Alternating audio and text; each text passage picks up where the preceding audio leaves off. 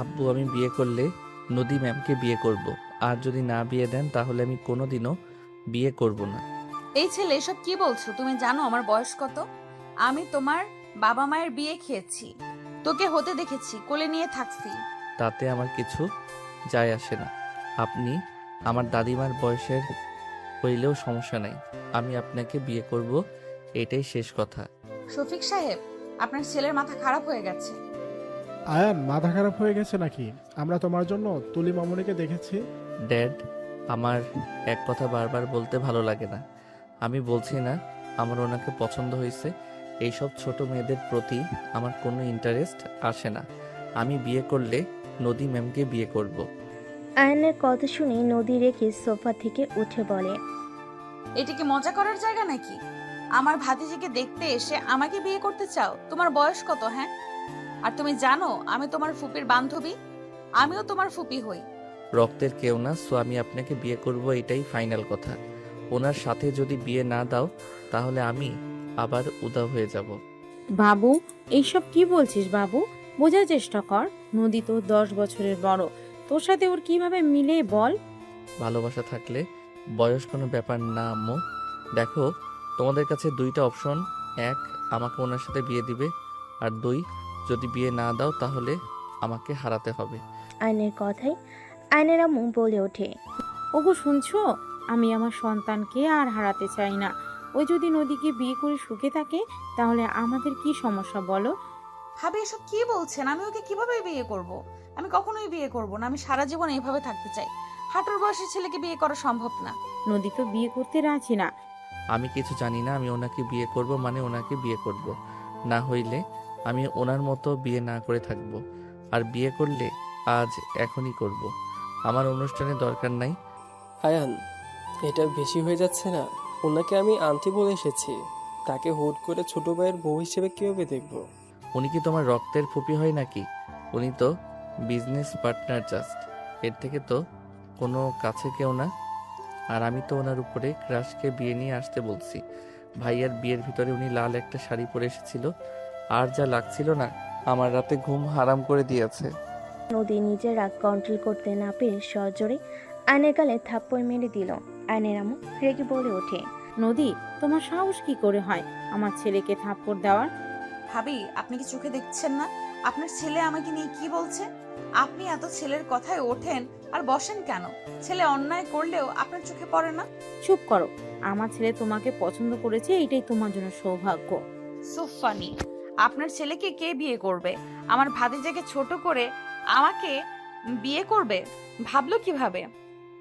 আম্মু, তুমি কি আমার ভালোবাসার মানুষকে বিয়ে করতে অনুমতি দিবে? যদি দাও বাকিটা আমি দেখে নিব। কি করবি? তুমি হ্যাঁ বললে আমি ওনাকে বিয়ে করব। আয়ান, একটু ভেবে দেখ বাপ, এইটা ঠিক হবে না। ওই তোর অনেক বড়। ধুর, এক কথা বারবার, যাও বিয়ে করব না। আয়ন চলে যেতে নিলে তখন নদীর আব্বু বলে ওঠে, আয়ান, তুমি কি আমার মেয়েকে সত্যি ভালোবাসো? হ্যাঁ, আমি আপনার মেয়েকে ভালোবাসি, বাট আপনার মেয়ে আমাকে পছন্দ করছে না। আমি নিজেই তোমার সাথে ওর বিয়ে দিব। সত্যি আঙ্কেল? শফিক, তুমি কি বলো? আব্বু কি বলেন এইসব? আগ্রহ জায়গায় বিয়ে দেওয়া ভালো। অনেক করেছো আমাদের জন্য, এখন নিজের চিন্তা করো। আব্বু মাথা খারাপ হয়ে গেছে নাকি? হাঁটুর বয়সের ছেলেকে বিয়ে করব? আয়ন নদীর সামনে দাঁড়িয়ে হাইট মেপে বলে, আপনি তো আমার কাঁধেরও নিচে পড়ে আছে, আপনার হাঁটুর সমান কয়ে হইলাম। আয়নের কথা শুনে আয়নের আব্বু নদী বাদে সবাই হেসে দিল। নদী রেগে বলে ওঠে, ফাজলামি করো? মোটেও না আব্বু, আপনি অনুমতি দিলে বিয়ে করে ফেলবো। আয়ান, লিমিটের বাইরে যাও না। ওকে, বুঝেছি। আমি না থাকলে কারো কিছু যায় আসে না। ওকে, গুড বাই আম্মু, ভালো থেকো, আমাকে পারলে ক্ষমা করে দিও। আয়ন চলে যেতে নিলে আয়নের আম্মু আয়নের আব্বুকে বুঝাতে লাগলো। আয়নের আম্মু নদীকে বুঝাতে লাগলো। আয়নের আব্বু বলে ওঠে, নদী, আয়ানকে বিয়ে করে নাও। ওর ওকে সব সময় চাপে থাকবে, তাহলে ওই তোমার থেকে দূরে সরে যাবে। বিয়েটাই করো, পরে ডিভোর্স দিও। এসব কি বলছো? এটা কিভাবে হয়? নদীকে ওর আব্বু ব্ল্যাকমেল করলে নদী রাজি হয়ে যায়। এদিকে আয়ন চলে গেলে গেটের বাইরে পা দিবে, তখন রাফি দৌড়ে এসে আয়নকে ধরে বলে, আয়ান, ভিতরে যা। সবাই রাজি হয়েছে, আমি কাজীকে ডেকে নিয়ে আসছি। সত্যি? হ্যাঁ। ওকে, বাট আমি কাজই নিয়ে যাব। আয়ন রাফির সাথে যেতে লাগলো। দুজন কাজীকে নিয়ে বাসায় চলে আসলো। আয়ন নদীর পাশে বসলো, দুজনে বিয়ে পড়িয়ে দিল। বিয়ে পড়ানো শেষ হলে কাজীকে মোটা অঙ্কের টাকা দিয়ে বিদায় করিয়ে দিল। আয়ন খুশি হয়ে নদীকে বলল, বউ, তোমার রাগী লুকটা জোস। তুমি এত সুন্দর কেন? যেই লুকে থাকো না কেন তোমাকে জোস লাগে। স্টুপিড ছেলে, তোর কপালে দুঃখ আছে। আমাকে বিয়ে করতে বাধ্য করছিস না, দেখ আমি তোর কি হাল করি। হাহা, ভাই বোনের সেম দিমাগ। মানে? না কিছু না। আব্বু আম্মু, আই লাভ ইউ। আমার কত বড় উপকার করছো, তোমাদের বলে বোঝাতে পারবো না। তুই খুশি তো আমরা খুশি। আম্মু আব্বু, বউকে বাসায় নিয়ে যাব না? না, এখানে থাকবি তুই। আর নদীকে এত ভালোবাসোস, নদী যেখানে যেখানে যাবে সেইখানে তোকেও যেতে হবে। ওকে, আমি রাজি। কতটা বেহায়া ছেলে। ওই, তোর আম্মু যে তোর ভালোর জন্য আমার সাথে বিয়ে দিল, যাতে তোকে হারাতে না হয়, আর তুই এমন বেইমান যে আম্মুকে রেখে বউয়ের সাথে থাকতে চাস। ছুটিতে আম্মুর কাছে যাব। আর এমনিতে আমার সাথে আম্মুর সাথে আমি বেশি সময় কাটাতে পারি না, অফিসে থাকি, তাই না আম্মু? আর আম্মুর সাথে সুযোগ হইলে ফোনে কথা বলবো, আগের মতো হবে। সো আপনাকে এত চিন্তা করা লাগবে না। স্টুপিড ছেলে। নদী রেখে চলে গেল। আয়ন নদীর পিছন পিছন যেতে লাগলো। আয়নের আব্বু আম্মু, রাফির বউ রাফি সবার থেকে বিদায় নিয়ে চলে গেল। নদীর রুমে গেলে আয়নও রুমে ঢুকে পড়ল। নদী বলে ওঠে, এই, আমার রুম থেকে বের হও। আয়ন নদীর হাত ধরে টান দিয়ে কাছে টেনে নিলে। নদী সরিয়ে দেওয়ার চেষ্টা করলে আয়ন নদীর ঠোঁট জোড়া নিজের দখলে নিয়ে নিল। নদী চোখ বড় বড় করে ফেল। আয়ন নদীর পেটে হাত বুলিয়ে দিলে নদী কেঁপে উঠল। আয়ন কিস করে সামনের দিকে তাকাতেই আয়নের রাগ হতে লাগলো। আয়ন নদীকে এক ঝটকায় সরিয়ে দিল।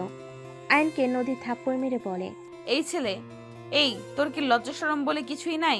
সিনিয়র মেয়ের সাথে এইসব করতে লজ্জা করে না? আয়ন মাথার চুল ঠিক করতে করতে নদীর দিকে তাকিয়ে বলে, বউয়ের কাছে লজ্জা কিসের? বউ মানে তো কাছে পাওয়া, আদর করা, ভালোবাসার জিনিস। বউকে দেখে লজ্জা পেলে বাবা কিভাবে হবে? নদী আয়নের কথা শুনে লজ্জা ঘৃণায় রাগে আয়নের মুখে সজোরে ঘুষি মেরে বলে, স্টুপিড ছেলে একটা, লজ্জা শরমের মাথা খেয়ে বসে আছে। নদী কথাগুলো বলে ওয়াশরুমে চলে গেল।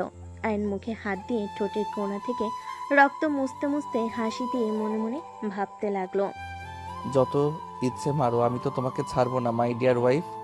আয়ন দেওয়ালে টানানো ছবির দিকে তাকিয়ে মুচকি হাসি দিয়ে বলে ওঠে, কিল ইউ। আয়ন কথাটা বলে হাসতে লাগলো। নদী ওয়াশরুম থেকে বের হলে আয়ন নদীর দিকে তাকিয়ে থাকলে নদী অকট ফিল হতে লাগলো। নদী ড্রেসিং টেবিলের সামনে বসলে আয়ন আস্তে আস্তে নদীর গালের সাথে গাল মিলিয়ে বলল, আমাদের অনেক সুন্দর মানিয়েছে, তাই না? আউট। নদী আয়নকে ধাক্কা মেরে দিল। আয়ন নদীকে ঘুরিয়ে নিজের দিকে করে আয়ন নদীর মাথার পিছনে ধরে কিস করতে লাগলো। নদী সরানোর চেষ্টা করলে আয়ন নদীকে কোলে তুলে নিল। নদীকে আয়ন খাটের উপর ফেলে দিলে আয়ন ঝাঁপিয়ে পড়তে যাবে, তখন নদী আয়নের বুকে দু হাত দিয়ে ধরে থেকে বলে, ভুলে যাও না, স্ত্রীর অনুমতি ছাড়া তার সাথে শারীরিক সম্পর্ক করা উচিত না। আয়ন নদীর কথা শুনে মনে মনে কিছুক্ষণ ভেবে নদীর উপর থেকে উঠে বলে, স্ত্রীর বোঝা উচিত স্বামীকে এভাবে দূরে সরিয়ে দেওয়াও ঠিক না। স্বামীর মন ভাঙলে কি হয় জানেন তো? স্বামীর বিরুদ্ধে গিয়ে আমি জাহান্নামে যাব, তাও কাছে আসতে দিব না। ওকে যান, আপনার উপরে আমি মন খারাপ করব না। আপনি একদিন আমাকে ভালোবেসে কাছে টেনে নেবেন, সেদিনের অপেক্ষা থেকে গেলাম। বাট মাঝে মাঝে একটু জড়িয়ে ধরতে, কিস করতে দিলে হবে। কোনোটাই দিব না। ওকে বিয়ে করছে কি হয়েছে? পরকীয়া করব, বউ কাছে যাইতে না দিলে? করোগা, না করছে কে? থাকগা, বউকে জোর করে ধরবো। ফালতু। নদী ফালতু বলে খাট থেকে উঠে ল্যাপটপ নিয়ে কাজ করতে লাগলো। আয়ান শার্ট খুলে পড়ল। একটু এসির পাওয়ার বাড়িয়ে দেন না, গরম লাগছে। ওইখানে রিমোট। আয়ন রিমোট নিয়ে বাড়িয়ে দিল। আয়ন পা ঝুলিয়ে বসে থাকতে লাগলো, পিছনের দিকে হাত দিয়ে। নদীর শীত লাগলে আয়নের দিকে তাকালো। আয়নের শরীর দেখে নদী চোখ সরিয়ে নিল। নদী ল্যাপটপে তাকিয়ে থেকে বলল, আয়ান, পাওয়ার কমাও, শীত লাগছে। আপনি চাইলে আমাকে জড়িয়ে ধরতে পারেন। স্টুপিড ছেলে মায়ের খাইতে চাইলে পাওয়ার কমাও। জড়িয়ে ধরলে শীত লাগবে না, আমার অনেক গরম লাগছে। পাশের রুমে যাও। ঠেকা পড়ে নাই। তুমি তো আসলে নদী পুরো কথা শেষ না করে রেগে উঠে আয়নের কাছ থেকে রিমোট নিতে যাবে। আয়ন রিমোট সরিয়ে ফেলল। নদী রিমোট ধরতে নেওয়ার চেষ্টা করতে লাগলো। আয়ন এক হাত থেকে অন্য হাতে নিতে লাগলো। নদী বলে ওঠে, রিমোট দাও আয়ান, ফাজলামি করো না। দিব না। শীত লাগলে আমাকে জড়িয়ে ধরতে পারেন, আমি কিছু মনে করব না। আমি আপনার মতো না। আমার মতো না মানে? জড়িয়ে ধরলে চিল্লাইয়া উঠেন। আমি অনেক মানবতা, কেউ জড়িয়ে ধরলে কিস করলে কিছু বলি না, দরকার হইলে তাকে আরো ব্যাক করে দেই। আয়নের কথা শুনে নদী রেগে বলে, কতজনকে জড়িয়ে ধরছো, কিস করছো? হাজার মাইয়াকে কিস করছি। স্টুপিড ছেলের জন্য এই অবস্থা। ভালো ছেলে হইলে এমন কাজ করতে না, বুঝলে? স্টুপিড বউ। নদী বিরক্ত হয়ে চলে গেল। নদী অনেকক্ষণ পর কাশতে লাগলো, নাক দিয়ে পানি পড়তে লাগলো। আয়ন পার কমিয়ে দিল। আয়ন বারান্দায় চলে গেল। নদী মিটি হাসতে লাগলো আর ভাবতে লাগলো, আমার থেকে বেশি চালাক তাই না? বোকা ছেলে বুঝতেই পারলো না, গ্লাস থেকে পানি নিয়ে নাকে দিয়েছি। নদী হাসতে লাগলো। এদিকে আয়ন বাইরে ভালোভাবে পর্যবেক্ষণ করতে লাগলো। আয়ন গেটের দিকে তাকাতে চোখের কোণায় পানি গড়িয়ে পড়ল। আয়ন চোখ মুছে নিল। আয়ন রাগে ঘুরিয়ে দেওয়ালে সজোরে ঘুষি মারল। ঘুষির শব্দে নদী চমকে উঠল। নদী বসা থেকে উঠে বারান্দায় আসলে দেখে আয়নের হাত লাল হয়ে আছে। নদী আয়নকে বলে ওঠে, কি ব্যাপার, কিসের শব্দ হইল? কই? তোমার হাতের আঙ্গুলগুলো লাল হয়ে আছে কেন? বের হব। আয়ন কথাটা বলে সাইড কেটে রুমে গিয়ে শার্ট পরে নিল। আয়ন নদীকে কিছু বলতে না দিয়ে চলে গেল। নিচে নামতে যাবে তখনই নদীর ভাতিজির সাথে আয়নের হাত ধরে পড়ল। আপনাকে আমি চিনতে পারছি না মিস্টার আরুষ। সাথীর কথা শুনে আয়ন চমকে গেল। আয়ন সাথীর দিকে তাকাতে সাথী বলে, সব প্রশ্ন এলোমেলো হয়ে যাচ্ছে। আমাকে বিয়ে করলেও তো এই বাড়ির মেয়ের জামাই হতে, আমাকে বাদ দিয়ে ফুপির মেয়েকে কেন বিয়ে করলে? সব জেনেও সবার সামনে আমার পরিচয় কেন দিলে না? তোমাদের সাথে অনেক অন্যায় হয়েছে। ফুপি কিন্তু এইসব বিষয়ে কিছু জানে না। তুমি আমার ফুপিকে ধোকা দিও না। ফুপি রাগী হতে পারে, কিন্তু মনের দিক দিয়ে উনি অনেক ভালো। তাকে এই বাড়িতে কাজ ফুপি দিয়েছিল। আরুষ, ফুপি লাইফে একবার ধোকা খেয়েছিল, আজও তাকে ভালোবাসে। সে 4 বাচ্চার বাবা হয়ে গেছে, তাও ফুপি তাকে ভুলতে পারে নাই। ও আচ্ছা। আমি জানি তুমি প্রতিশোধ নেওয়ার জন্যই এখানে এসেছো, তাই না? আরুষ ভাইয়া, প্লিজ আমার ফুপির কোনো ক্ষতি করো না। আমি তোমার ফুপা হই ভাইয়া, আবার কি জিনিস? আর আমি কার কি করব সেটা আমার একান্ত ব্যক্তিগত ব্যাপার। আর তুমি যদি কাউকে কিছু বলো, আমার আসল নাম কাউকে বলো, আমি তোমাকে বাঁচতে দিব না। আমাকে খুন করবে নাকি? দরকার হইলে তাই করব। হাত ছাড়ো। আয়ন এক ঝটকায় সরিয়ে দিয়ে আয়ন চলে গেল। সাথী আয়নের চলে যাওয়ার দিকে তাকিয়ে থেকে দেখতে লাগলো। আয়ন বাসা থেকে বের হইলে গেটের সজোরে একটা লাথি মারলো। আয়ন রিকশায় উঠে চলে গেল। আয়ন মাঝ রাস্তায় নেমে বস্তিতে চলে গেল। তৃতীয় লিঙ্গেদের কাছে চলে গেল। আয়নকে দেখে সবাই অবাক হয়ে তাকিয়ে থাকলো। আয়নকে সবাই ঘিরে ধরলো। আয়ন সবার সাথে কথা বলতে বলতে চলে গেল। আয়ন একটা রুমে ঢুকতেই একজন আয়নের মাথায় হাত বুলিয়ে বলে, কত বছর পর আসলি বাবা, কেমন আছিস? আয়ন তৃতীয় লিঙ্গ ওই মহিলার দিকে ঘুরে জড়িয়ে ধরে কান্না করে দিল। কান্না করতে করতে বলে, খালা, সে আমাকে ছেড়ে কেন চলে গেল? আমার যে তাকে বড্ড মনে পড়ে। আমি যে তাকে ছাড়া কতটা অসহায়।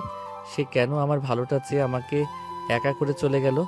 আমি যে তাকে বড্ড ভালোবাসি, তার কথা আমার খুব মনে পড়ে খালা। আয়নের কথাগুলো শুনে কান্না করা দেখে তৃতীয় লিঙ্গের মহিলাটা চোখের পানি মুছতে লাগলো আর আয়নের মাথায় হাত বুলিয়ে দিতে দিতে বলে, বাবা কান্না করিস না, তুই কান্না করলে যে ওই অনেক কষ্ট পাবে। তুই তার জন্য দোয়া করিস, সেই যেন ওপারে ভালো থাকে। আমি তো দোয়া করি, কিন্তু আমার মন যে মানে না।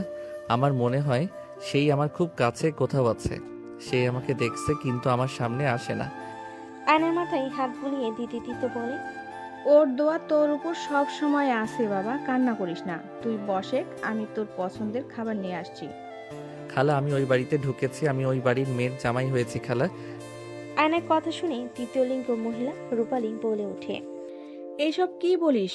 ওরা যদি জানে তোকে মেরে ফেলবে বাবা। তুই ওই বাড়ির কাকে বিয়ে করেছিস? ওই তুলিকে? না, আমি যাকে বিয়ে করেছি সেই ওই বাড়ির মেন পার্সন। ওনার কথাই সবাই উঠে আর বসে। আয়নের কথা শুনে রূপালী বলে, বাবা ওইখানে থাকা তোর জন্য ঠিক না। ওরা তোর ক্ষতি করতে পারে। তোর কিছু হইলে ওই যে অনেক কষ্ট পাবে। আমার কিছু হবে না, আমার হাতে অনেক পাওয়ার। তুমি হয়তো ভুলে যাচ্ছ আমার বাবা একজন বড় বিজনেসম্যান।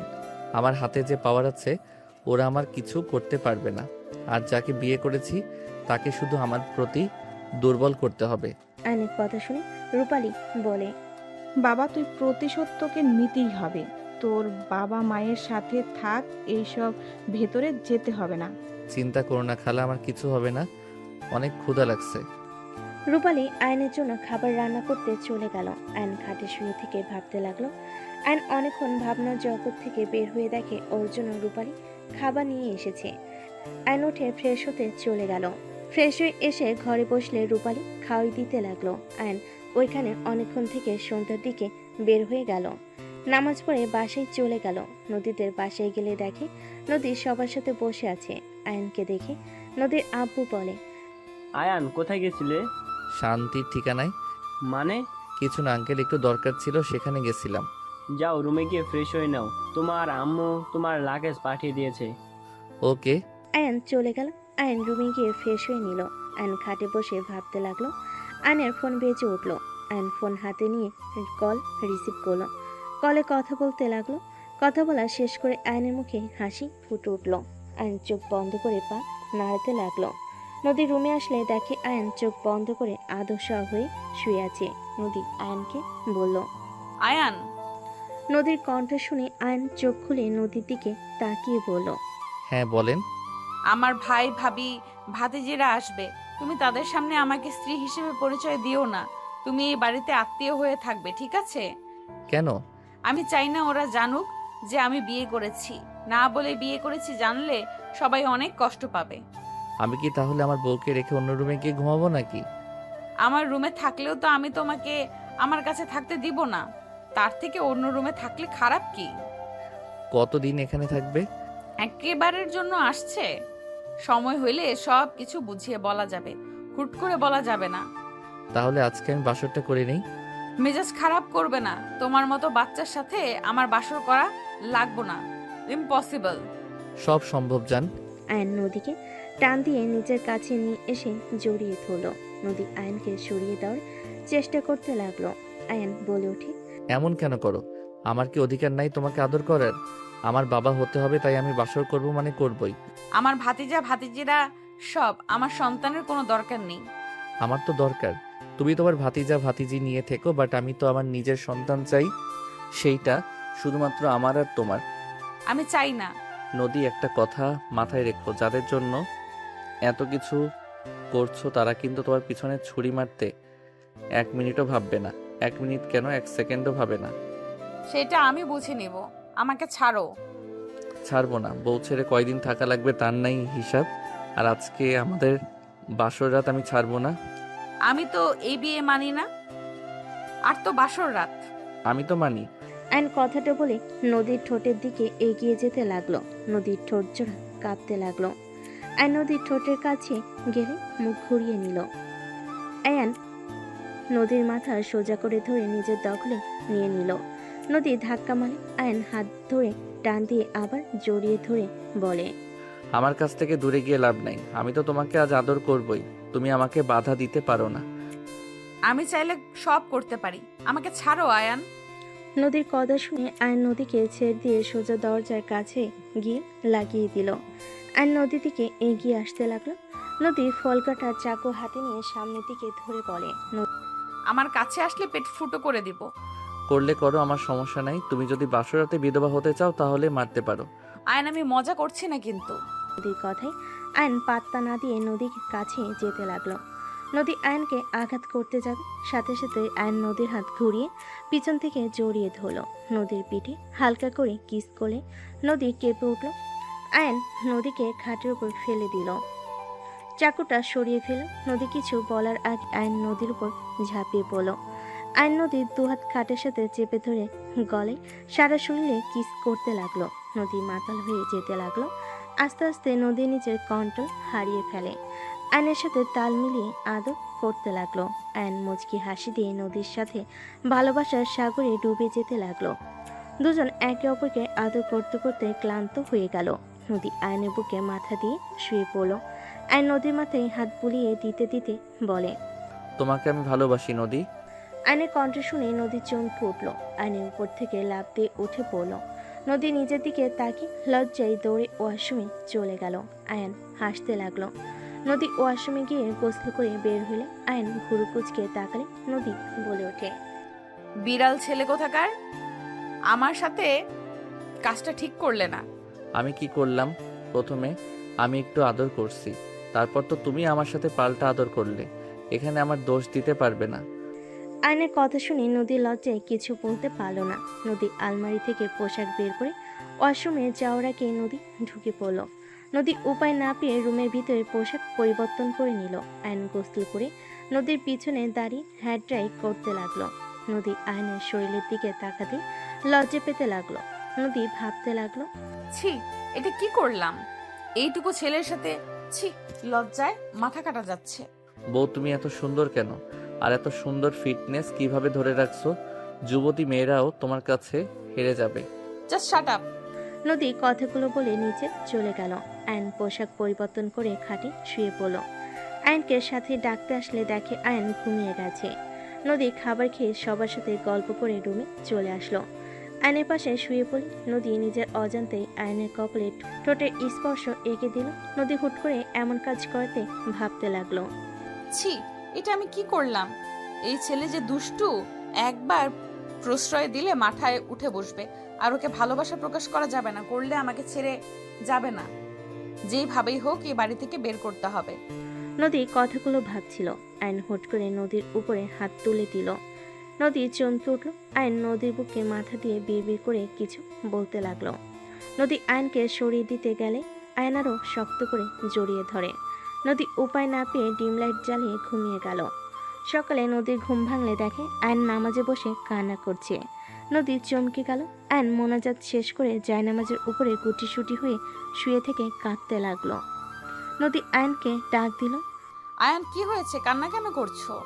আয়ন নদীর কণ্ঠ শুনে তাড়াতাড়ি করে নিজেকে স্বাভাবিক করে চোখের পানি মুছে ফেল। আয়ন জায়নামাজ তুলে ভাঁজ করে রেখে বলে, এই, আপনি নামাজ পড়বেন না? নাক ডেকে এত ঘুমান কেন? তুমি কাঁদছিলে কেন? তোমার মানুষের পার্সোনাল ব্যাপার থাকে যা কারোর সাথে শেয়ার করা যায় না, একমাত্র আল্লাহকে বলা যায়। আল্লাহ বলে লাভ হবে সেই আশায় তার কাছে কাঁদি। পার্সোনাল কিসের? আমাকে কি বলা যাবে? আমাকে তো স্বামী হিসাবে মেনে নাও নাই, তাহলে আমি কেন তোমাকে বলবো? ভালো, লাগেজ নিয়ে পাশের রুমে যাও। ওকে। আয়ন লাগেজ নিয়ে পাশের রুমে চলে গেল। নদী উঠে ফ্রেশ হয়ে নিল। ফ্রেশ হয়ে অজু করে নামাজে দাঁড়িয়ে গেল। নামাজ পড়া শেষ করে রুম থেকে বের হলো। নদী সোজা বাসা থেকে বের হয়ে হাঁটতে গেল। আয়ন রুমে শুয়ে থেকে ফোন চালাতে লাগলো। আয়ন মনে মনে ভাবতে লাগলো, আমায় কি চিনবে সেই মনে হয় না, বাট সাথী মেয়েটা কিভাবে চিনলো? আমার চেহারা তো অনেক পরিবর্তন হয়ে গেছে। যাই হোক, চিনলে চিনবে, তাতে সমস্যা কি? আমার তো শুধু নদীকে আমার বশে করতে হবে। আয়ন কথাগুলো ভাবতে লাগলো। 10টার দিকে আয়নকে নদী দিয়ে ডাক দিয়ে বলল, ওই নিচে যাও নাই কেন? খাবার খাবে না নাকি? বউ, কোনো খোঁজ খবর না নিলে সেখানে কিভাবে খাবো? সাথীনা ডাকতে এসেছিল, যাও না কেন? বউ ছাড়া খাইতে মন চাই নাই তাই। নিচে চলো, ভাইয়া ভাবি সবাই এসেছে। ওয়েট। আয়ন ফোনটা পকেটে নিয়ে রুম থেকে বের হয়ে নদীর সাথে যেতে লাগলো। আয়ন নিচে সিঁড়ি বেয়ে নামতে লাগলো। দুজন নিচে নামতে আয়ন বলে ওঠে, আসসালামু আলাইকুম স্যার। আয়নের কণ্ঠ শুনে সবে পিছনে ঘুরে তাকালে নদীর বড় ভাই তুলির আব্বু বলে ওঠে, ওয়ালাইকুম আসসালাম, কে তুমি? নদী ম্যামের বডিগার্ড। আয়নের কথা শুনে সবে অবাক হয়ে গেল। আয়নের দিকে তাকিয়ে তুলির আব্বু বলে ওঠে, বডিগার্ড হয়ে উপরে কি করো? ভাইয়া ওই মজা করছে। ওই রায়হান চৌধুরীর ছেলে আয়ান চৌধুরী আমাদের এখানে ঘুরতে এসেছে, আর এখানে কাজ আছে। নদীর কথা শুনে নদী তুলির আব্বু হাসতে লাগলো আর আয়নকে বলে ওঠে, তুমি তো অনেক মজার মানুষ, বসো বাবা। আয়ন সোফায় বসলে পাশে একটা ছোট্ট মেয়ে আয়নের কাছে আসলে আয়ন আদর করতে গেলে তুলির আব্বু বলে, এই হিস্ট্রিটাকে দূরে সরা। তুলি, তোকে কতবার বলেছি তোর মেয়েকে দূরে রাখতে? আয়ন বাবা, কিছু মনে করো না। ভাইজান কতবার আয়শাকে নিয়ে এই রকম কথা বলতে না করেছি না? আয়েশা আমার কাছে আসো আপুমনি। আয়ান আয়েশাকে কোলে নিয়ে বলে। তোমার নাম আয়েশা? বাচ্চাটা মাথা নেড়ে হ্যাঁচু চোখ দেয়। আয়ান আয়েশার গালে চুমু দিলে সবাই অবাক হয়ে যায়। নদীর বেশ ভালো লাগলো। নদীর এক ভাতিজি সোনালি বলে ওঠে, আয়ন সাহেব, মাইশাকে ছেড়ে দিন। আপনার ঘৃণা হচ্ছে না? ঘৃণা কেন হবে? ওই কি মানুষ না নাকি? আপনার মুখ দেখে আমার বমি আসছে। আয়নের কথা শুনে সোনালির রাগ হইতে লাগলো। আয়ন আয়েশার সাথে দুষ্টামি করতে লাগলো। তুলি আয়নের দিকে অপলক দৃষ্টিতে তাকিয়ে থাকতে লাগলো। তুলির চোখের কোণে পানি চলে আসলো। আয়েশা বলে ওঠে, আঙ্কেল, সবাই তো আমাকে ঘৃণা করে, আমাকে দেখতে পারে না। আপনি আমাকে আদর করছেন কেন? আমাকে দেখে কি আপনার ঘৃণা হচ্ছে না? আয়েশার কথা শুনে আয়নের বুকের ভিতর গিয়ে লাগলো। আয়ন আয়েশার কপালে চুমু দিয়ে বলে, দূর পাগলি, মেয়ে ঘৃণা কেন হবে? আর তুমি আমাকে ভাইয়া বলো। তুমি আমার ছোট আপুমনি, ঠিক আছে? আরে আয়ন বাবা, কি বলো? ওই আমার মেয়ের মেয়ে, তোমার ভাতিজা হবে। আপনাকে দেখে তো আমার ভাই মনে হয়, আঙ্কেল মনে হয় না। নদী আয়নকে নিয়ে খেয়ে নে, অনেক বেলা হয়ে গেছে। আয়ান চলো। বাবু তুমি খাইছো? আয়শা মাথা নেড়ে না ইশারা করলে আয়ন কোলে নিয়ে যায়। আয়ন নদী দুজনেই বসলে। খাবার দিলে আয়ন আয়েশাকে খাওয়াই দিতে লাগলো আর নিজে খেতে লাগলো। নদী আয়েশার দিকে মুগ্ধ নয়নে তাকিয়ে দেখতে লাগলো।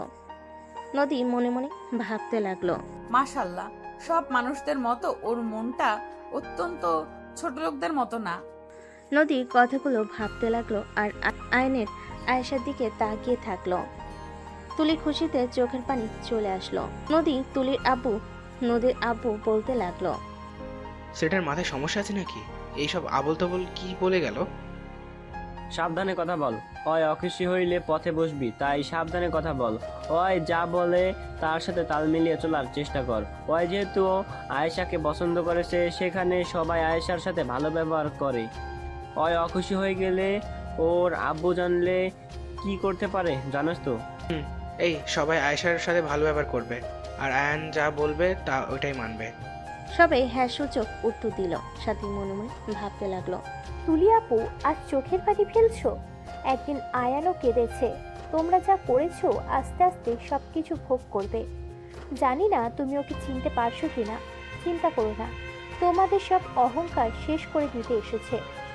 ও যে কি করতে পারে তা গতকাল দেখেছি। ও যা চাই সেটাই করে। সাথী কথাগুলো ভেবে মনে মনে হাসতে লাগলো। আয়শা বলে ওঠে, ভাইয়া, আর খাবো না, আমার পেট ফেটে যাবে তো। আয়ান আয়েশার কথা শুনে হেসে বলে, ওকে আর খেতে হবে না। আয়ান আয়েশাকে পানি খাওয়াই দিল। আয়েশা চলে গেল। আয়ান খেতে লাগলো। আয়ান নদীর দিকে তাকাতে দেখে নদী ওর দিকে আর চোখে তাকিয়ে আছে। আয়ান চোখ টিপ মারলে নদী তাড়াতাড়ি করে চোখ সরিয়ে নিল। আয়নের মাথায় দুষ্টু বুদ্ধি আসলে আয়ন আস্তে আস্তে পা দিয়ে নদীর পায়ে সুরসুরি দিতে লাগলো। নদী রাগী লুক নিয়ে তাকালে আয়ন ফ্লাইং কিস দিয়ে দিল। কাজের লোকেরা সব মিটিমিটি হাসতে লাগলো। নদীর সবার দিকে তাকাতে সবার হাসি থামিয়ে দিয়ে অন্যদিকে তাকিয়ে থাকলো। আয়ন খাওয়া শেষ করে বলল, অফিসে সেকেন্ড মিটিং কাজ কি শুরু করছেন? ওইটা রাফির কাছে, ওইসব করবে বলছে। ও আচ্ছা, আপনার তাহলে তো কোনো কাজ নাই। ফ্যামিলিকে সময় দিব। আয়ন নদীর কথা শুনে আস্তে আস্তে বলে ওঠে, জামাইকে সময় দিবেন না? নদী রাগী লুক নিয়ে তাকিয়ে দাঁতে দাঁত চেপে বলে, না। না দিলে আর কি করার? যাই দেখি কোনো গার্লফ্রেন্ড পটাতে পারি কিনা। আয়ন কথাগুলো বলে বের হয়ে গেল।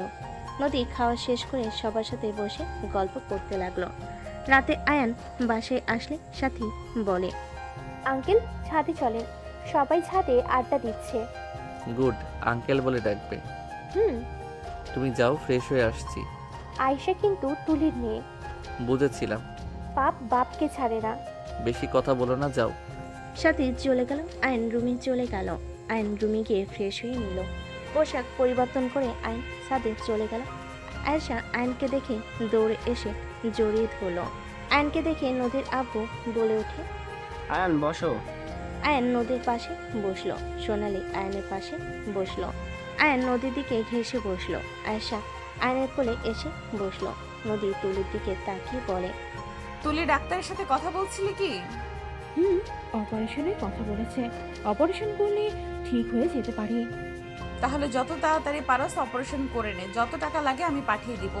জামাই কি এখনো রেগে আছে নাকি? তুই আয়েশাকে দেখতে পারি না, এখন আগের থেকে বেশি বাড়ছে।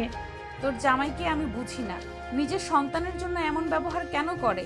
শিক্ষিত না ছাই যত সব। ভাইজানকে আগেই বলেছি টাকা দেখে বিয়ে দিও না, মানুষের বাচ্চার সাথে দাও। আমার কথা তো কানে নেওয়ার প্রয়োজনই মনে করে না। রেগে যাওয়া স্বাভাবিক, ওসব বাদ দে। আয়ান আয়েশার দিকে তাকিয়ে দেখে আয়েশা আয়নের বুকে মুখ লুকিয়ে কান্না করছে। আয়ান আয়েশাকে তুলে বলে। আপু কান্না করে না, একটা গল্প শুনবে? আয়েশা বলে, ভাইয়া, আমি কি অনেক পচা? না, তুমি পচা না। পচা হইলে এই সমাজের কিছু নোংরা মন মানসিকতার মানুষগুলো পচা। তোমাকে একবার গল্প বলি, তাহলে বুঝবে তোমরা পচা না। আমাদের মতো সুস্থ নোংরা মানুষের জন্য তোমাদের কতটা কষ্ট পেতে হয়। তুমি কি শুনবে? আয়েশা মাথা নেড়ে হ্যাঁ সূচক উত্তর দিল। আয়ন আয়েশার মাথায় হাত বুলিয়ে দিতে দিতে বলতে শুরু করলো ফ্ল্যাশব্যাক। মা, তুই প্রতিদিন এভাবে সবার কাছে হাত পেতে টাকা নাও কেন? সবাই কত গালাগালি করে, আমার একদম ভালো লাগে না। তুমি আর এইসব কাজ করবে না। আমি পড়াশোনা করে বড় হয়ে একটা চাকরি নিব। চাকরি নিয়ে আমি আর তোমাকে এসব করতে দিব না। আয়নের মা কপালে চুমু দিয়ে বুকের সাথে জড়িয়ে ধরে বলে, আচ্ছা বাবা, তুমি বড় হও পড়াশুনো করে, যখন চাকরি পাবে তখন আর আমি এমন কাজ করব না। তুমি তো এখন ছোট, আমি যদি টাকা না নিয়ে আসি আমার বাবাকে কিভাবে খাওয়াবো বলো? মা, তোমাকে তো বলাই হয় নাই, আমি এইবার ক্লাসে ফার্স্ট হয়েছি। সত্যি বাবা? হ্যাঁ। আয়নের মা আয়নকে চুমু দিয়ে বলে, যাও, আজকে আমি তোমাকে নুডলস রান্না করে খাওয়াবো। সত্যি আম্মু? হ্যাঁ, আমি এখন আসি বাবা, তুমি কিন্তু পড়তে বসো। আচ্ছা আম্মু। আয়নের মা চলে গেল। আয়ন খেলতে চলে গেল। সন্ধ্যার দিকে এসে আয়ন হাত মুখ ধুয়ে পড়তে বসলো। 8টার দিকে পড়া শেষ হলে আয়নের মা রূপালী আসলো। আয়নের মা বলে, বাবা এই নে, তোর জন্য কিনে নিয়ে এসেছি। বাবা, তুই নাকি ক্লাস ফার্স্ট হয়েছিস? খালাকে তো একবার বললি না? খালা, তুমি তো ছিলে না। তোর পুরস্কার। আয়নের হাতে শার্ট দিলে আয়ন খুশিতে জড়িয়ে ধরলো। রূপালী আয়নকে আদর করতে নিল। আয়নের মা নুডলস খাওয়াই দিতে লাগলো।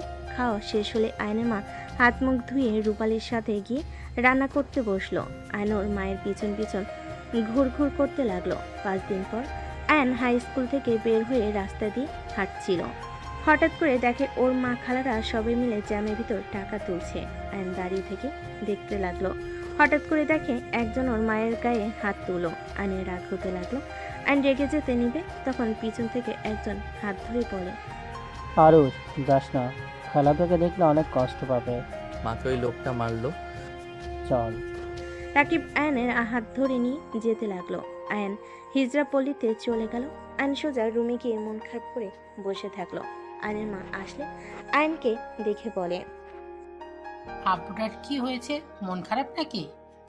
আয়নকে ধরতে যাবে, আয়ন এক ঝটকায় হাত সরিয়ে দিল। আয়নের এমন ব্যবহারে আয়নের মা কষ্ট পেয়ে বলে, বাবা এমন কেন করছিস, কি হয়েছে আমাকে বল। আয়ন ওর মাকে কিছু না বলে উঠে চলে গেল। ফ্রেশ হয়ে পড়তে বসলো। মা বারবার আয়নের সাথে কথা বলার চেষ্টা করতে লাগলো। আয়ন চুপ করে পড়তে লাগলো। রূপালী সবাই আয়নের সাথে কথা বলতে আসলে আয়ন কারোর সাথে কথা বলল না। রাকিবকে জিজ্ঞেস করলে রাকিব বলে ওঠে, খালা, তোমাকে যে রাস্তায় একটাই লোক মারছিল ওইটাই আরুষ দেখে ফেলে, আর স্কুলে অনেকেই আরুষকে নিয়ে অনেক কথা বলেছে। ওদের সাথে মারামারি দিয়েছিল, তার উপরে আবার তোমাকে মার খেতে দেখছে। বাবা আমার তো কিছু হয় নাই, দেখ বাবা, তুই যদি আমার সাথে কথা না বলস আমি তাহলে কিভাবে থাকবো? তুই যে কথা না বললে আমার বুকটাই ফেটে যায়। একবার আমার সাথে কথা বল, তুই যা বলবি আমি তাই শুনবো। প্লিজ আমার সাথে কথা বল। আয়নের মাকে কান্না করতে দেখে আয়ন বলে ওঠে, মা, তুমি এই কাজ ছেড়ে দাও। তোমাকে ওরা মারে, তুমি কিছু বলো না, হেসে উড়িয়ে দাও। মা, আমার অনেক কষ্ট হয় তোমাকে নিয়ে কেউ বাজে কথা বললে। মা, অনেকে আমাকে বলে তোমরা নাকি আমাদের নিজের মা না। মা, তুমি প্লিজ এই কাজ ছেড়ে দাও। আমি তোমার কাছে কিছু বায়না করব না, তুমি এই কাজ করো না। যদি করো আমি আর তোমাদের সাথে কথা বলবো না। দরকার হইলে অন্য বাসায় কাজ করে খাবো। আমার এত বড় স্কুলে পড়তে হবে না। প্রমিস, আমি আর এই কাজ করব না। আমি আগামীকাল থেকে বাসা বাড়িতে কাজ নেওয়ার চেষ্টা করব, আর এভাবেই টাকা তুলব না। সত্যি তো? হ্যাঁ। আয়ন ওর মাকে জড়িয়ে ধরল। রূপালী রাকিব চলে যেতেই বলল। আয়নের মা রান্না করতে চলে গেল। আয়ন পড়তে বসলো। 10 দিন পর। আরুষ, আমি কাজ করতে গেলাম, তুই স্কুল থেকে ফিরে খেয়ে নিস। আচ্ছা মা। আয়নের মা চলে গেল।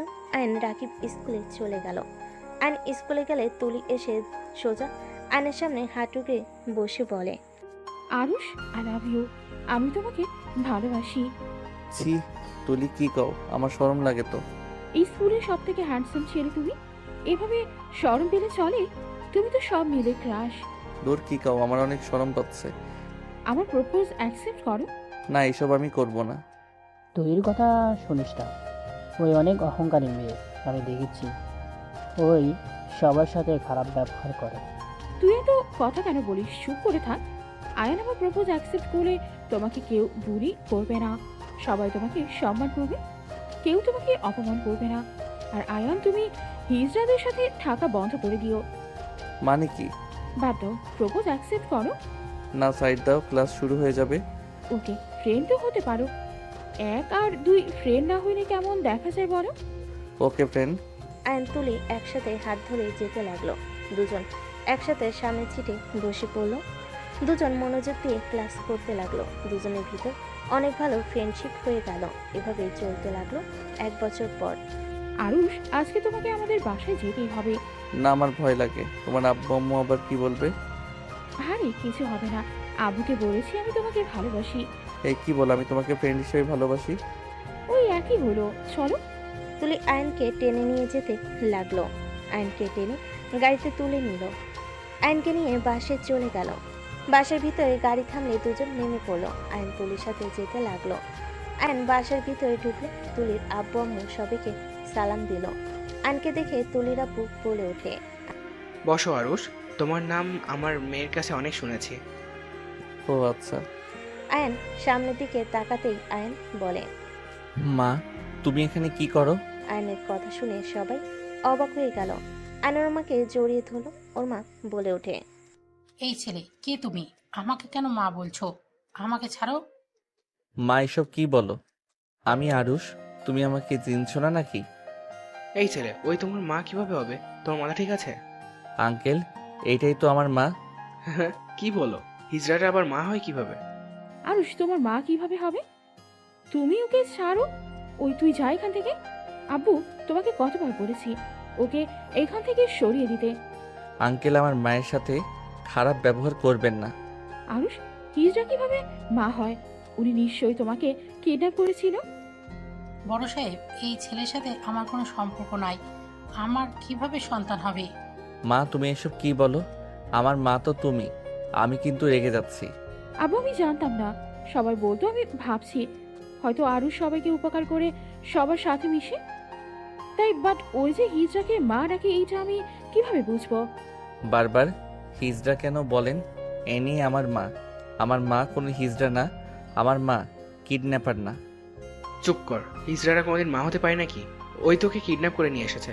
তার মানে এই হিজড়া, তুই কার ছেলেকে কিডন্যাপ করেছস? ওই ধর ওকে, পুলিশে দিব। উনের বাচ্চাকে কিডন্যাপ করার শিক্ষা দিচ্ছি। আমার মেয়ের দিকে সবসময় তাকিয়ে থাকোস। আব্বু, ওই আমাকে হুটহাট করে ধরে, আমাকে আদর করতে আসে। আমার মনে হয় ওই আমাকে কিডন্যাপ করার জন্য এত ভালো ব্যবহার করতো। আপনারা এইসব কি বলছেন? আমি তুলিকে সন্তানের মতো দেখি। আমি তুলিকে কিডন্যাপ কেন করব? বের হয় এই বাসা থেকে, আমার মেয়ের দিকে চোখ তুলে তাকাস। সাহেব, আমার চাকরিটা নিয়ে নেন না। আমি কিডন্যাপার না। আমি ভালোভাবে কাজ করে খেটে খেতে চাই। তুলির আপু আয়নের মাকে গালাগালি করতে লাগলো। আয়নের মা পায়ে ধরলে তুলির আপু লাথি মারে। আয়ন তুলির আপুর উপরে রেগে গিয়ে কামড় মারে। আয়নকে থাপ্পড় মেরে ফেলে দেয়। আয়ন ধরতে গেলে আয়নকে লোকজন দিয়ে মারতে লাগলো। আয়নের মা আয়নকে ধরে বলে, সাহেব, আমার ছেলেটাই বুঝতে পারে নাই। আমার ছেলেকে ছেড়ে দেন। আমার ছেলে ছোট মানুষ। তুলির আপু রেগে হাতের দিকে তাকাতে হাত ঝাঁকাতে ঝাঁকাতে রেগে বলে, এত বড় সাহস আমার হাতে কামড় দেয়, হিজড়ার বাচ্চা একটা। আয়নের মা আয়নকে বাঁচানোর চেষ্টা করতে লাগলো। আয়নের মারগুলো আয়নের মায়ের খেতে লাগলো। আয়ন কান্না করতে করতে বলে, মা তুমি এখান থেকে যাও, মা আমাকে মারতে দাও। আঙ্কেল, আমার মাকে মেরো না। ওকে মেরে এখান থেকে বের করে দে। আর তুলি, ওর সাথে যেন তোকে মিশতে না দেখি। আয়নের মাকে আয়নকে গাড্রা মারতে লাগলো। আয়নের মা রেগে গিয়ে বলে ওঠে, মিস্টার খান, আমি হিজড়া বলে আমার সন্তানের শরীরে রক্ত ঝরালেন। আমি আপনাকে অভিশাপ করে যাচ্ছি, আপনার মেয়ে কখনো সুখী হবে না। একটা হিজড়ার দোয়া। আয়নের মায়ের কথা শুনে রেগে তুলির আব্বু চুলের মুঠো ধরে থাপ্পড় মারতে মারতে বলে, আমাকে মেয়েকে অভিশাপ দেস? দেখ তোর আমি কি হাল করি। আঙ্কেল, আমার মাকে ছেড়ে দেন।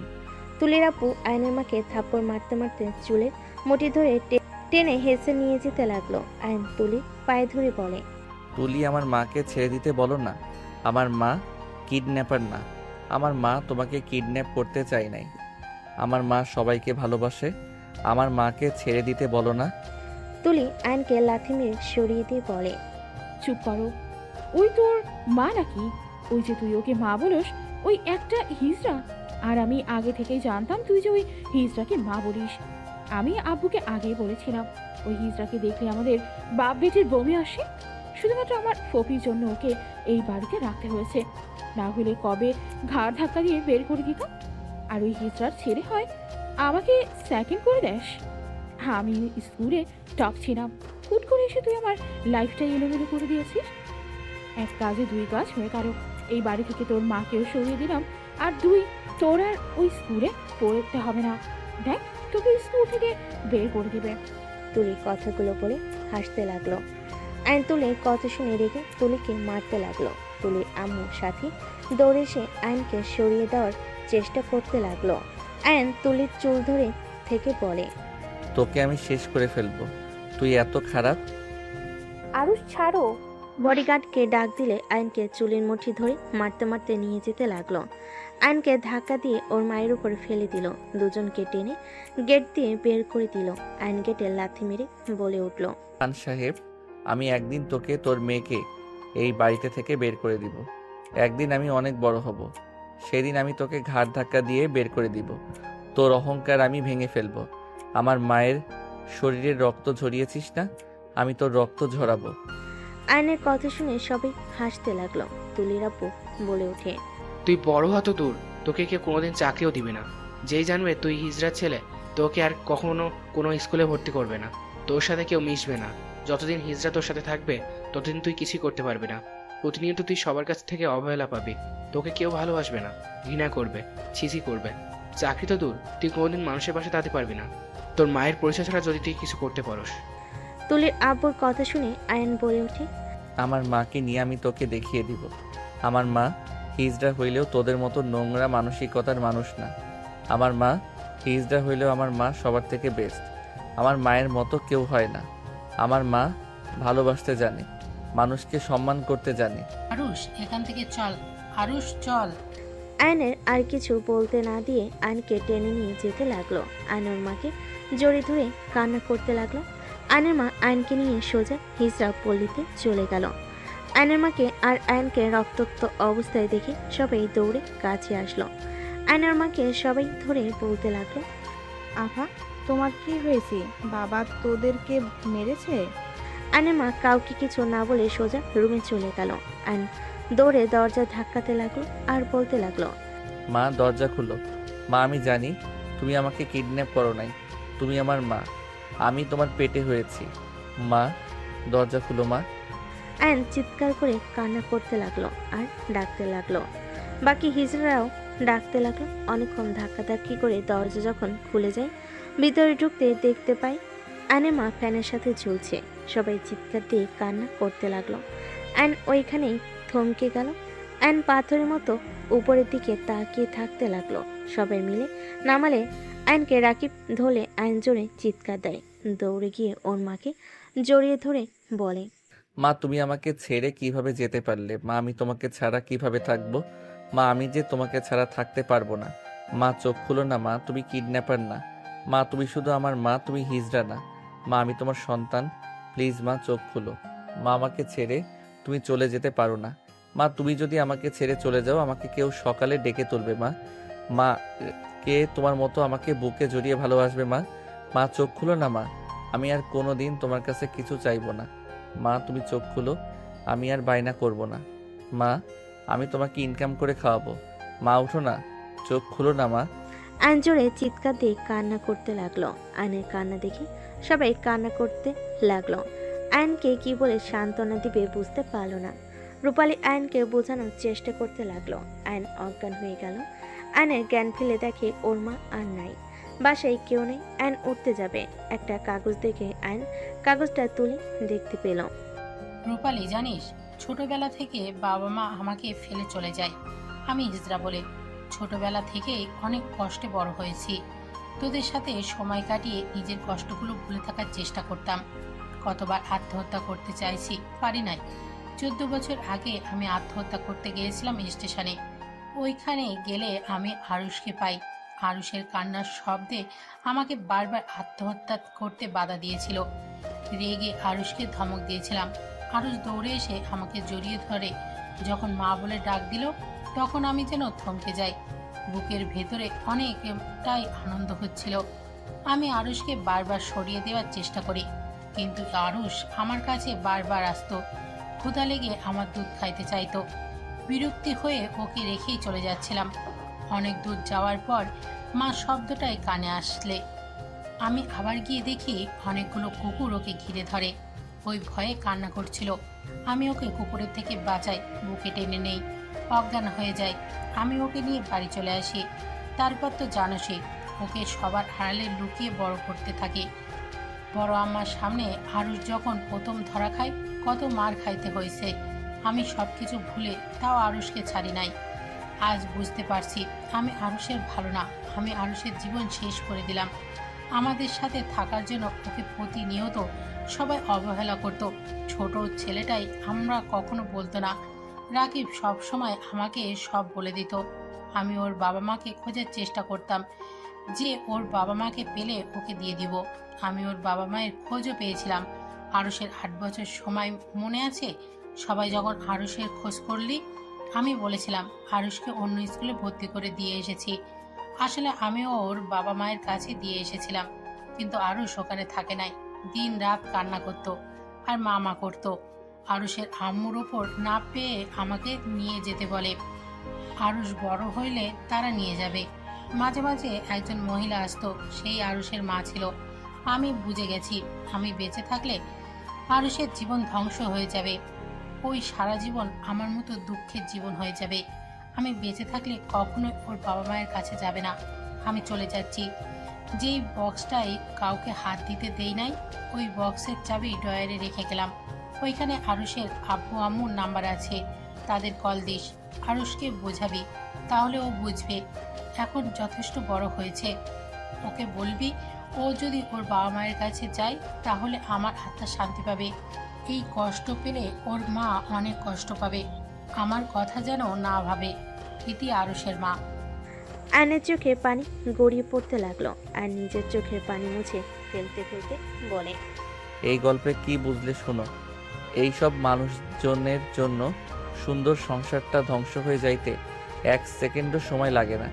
সেই দিন যদি ওই বাচ্চা ছেলেটার মা ওদের মাথায় নিজেকে দোষী না ভাবতো, নিজের জন্য ছেলেটার জীবন নষ্ট হচ্ছে এইটা না ভেবে যদি ছেলেটার পাশে থাকতো, তাহলে কিন্তু গল্পটা অন্যরকম হইতো। তাই বলি কি, কারো কথায় কান দিবে না, নিজের ভালো থাকাটাই বড় কথা। তোমার নদী আপু তো তোমাকে অনেক ভালোবাসে, তাই না? তুমি দরকার হইলে তোমার নদী আপুর সাথে থাকবে। যে তোমাকে ভালোবাসবে, সম্মান করবে, তাকে তুমি ভালোবাসবে, সম্মান করবে। যে তোমাকে অবহেলা করবে, তাকে তুমি পাত্তা দিবে না। দরকার হইলে ওই স্থান থেকে সরে যাবে, তাও নিজের ক্ষতি করবে না কখনো। বুঝতে পারছো? আয়নের কথা শুনে আয়েশা বলে, ওই ছেলেটার জন্য কষ্ট হচ্ছে। আমি তো আমার আম্মুকে ছেড়ে থাকতে পারি না। আমার আম্মু যদি আমাকে ছেড়ে চলে যায়, আমি তো মরে যাব। আয়ন কিছু বলবে, তখনই তুলির আব্বু বলে ওঠে, কে তুমি? এই কাহিনী কিভাবে জানলে তুমি? কে তুমি? দুজন অস্থির হয়ে যেতে লাগলো। নদী চোখের পানি মুছে বলে, তোমরা এভাবে রিয়াক্ট কেন করছো? এইটা তো গল্প। যাই বলো আয়ান, গল্পটা শুনে ওই বাচ্চাটা আর ওর মায়ের জন্য খারাপ লাগলো। আসলে আমরা মানুষরা ভালো না, তৃতীয় লিঙ্গদের দেখলে ছি ছি করি। ওদের ভালোবাসলে কিন্তু ওরা স্বাধীনভাবে বাঁচতে পারবে। আমার চিন্তা ভাবনা আছে তৃতীয় লিঙ্গদের জন্য কিছু একটা করার। তুমি তুমি তুলি তোতলাতে লাগলো। আয়ন হাই তুলতে তুলতে বলে। সবাই দেখি গল্প পড়ে হয়ে গেছেন। সোনালি আয়নের কাঁধে হাত দিয়ে বলে, তুমি তো অনেক সুন্দর গল্প বলতে পারো। আমি আর আয়েশার সাথে খারাপ ব্যবহার করব না। আয়েশা তো আমাদের ভাগ্নি। আমি চাই না গল্পের ওই মহিলার মতো আয়েশার কিছু হোক। গুড, ওরাও মানুষ, আমরাও। ওরা তো আর নিজের হাতে এমন হয় নাই, আল্লাহ যাকে যেমন ইচ্ছে বানাইছে। আয়েশা আম্মু আমার কাছে আসো। সোনালি আয়েশাকে কোলে নিল। আয়নের ফোনে কল বেজে উঠলে আয়ন উঠে চলে গেল। সাইডে গিয়ে কল রিসিভ করলো। আরুষ, তুই পল্লীতে এসেছিলি? হ্যাঁ, তুই কোথায়? আজ আসলাম। তুই এখন কোথায় আসস? সেই বাড়িতে। তুলিদের বাসায়? হ্যাঁ। লজ্জা হয় না নাকি যাদের জন্য এত কিছু, আর তুই সেখানে? আমার কথা তো আমাকে রাখতেই হবে। আমি তো কথা দিয়েছি ওদের এই বাড়ি থেকে বের করব। তুলি যে কি জিনিস ছোটবেলায় তো বুঝেই গিয়েছিলাম। ওরা যদি বুঝতে পারে তোকে মেরে ফেলবে আয়ান। চৌধুরী বাড়ির ছেলের গায়ে হাত দেওয়ার সাহস ওদের হবে না। আমার আব্বুকে দেখে ওরা ভয় পায়।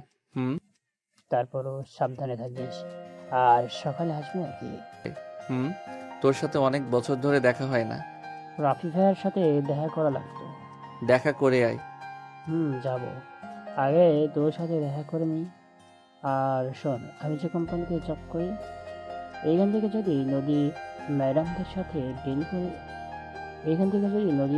সাথে না ডিল করি, ওনারা পথে বসে যাবে।